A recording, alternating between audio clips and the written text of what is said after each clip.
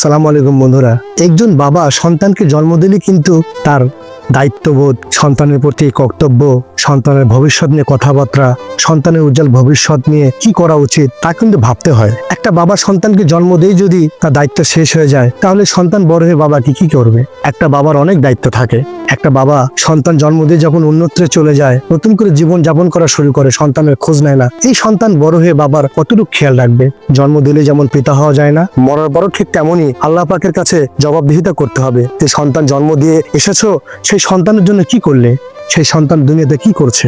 বাবা তো সেই হয় যে সন্তানকে জন্ম দেওয়ার পরে সন্তানকে আগলে রাখে। ভবিষ্যতে কিছু করে দিতে পারুক আর না পারুক, সন্তানকে তো আগলে রাখে। সন্তান তো বুঝবে ভবিষ্যৎ আল্লাহর হাতে, কিন্তু বাবা তো চেষ্টা করে গিয়েছে, আমাদেরকে আগলে রাখার চেষ্টা করেছে। কিন্তু যেসব বাবা সন্তানদের খোঁজ খবর নেয় না, জন্ম দিয়েই চলে গেল, সন্তান কি করলো, তার স্ত্রী কি করলো, এটাকে বাবা বলে না। বাবার অনেক দায়িত্ব থাকে, অনেক কর্তব্য থাকে সন্তানের প্রতি। দায়িত্ব কর্তব্য পালন করার পরেও যদি সন্তান বড় হয়ে বাবা মার খোঁজ খবর না নেয়, তাহলে সেই সন্তান না, সে হলো কুলাঙ্গার। অতএব বাবা হতে হলে দায়িত্ব কর্তব্য পালন করতে হয়।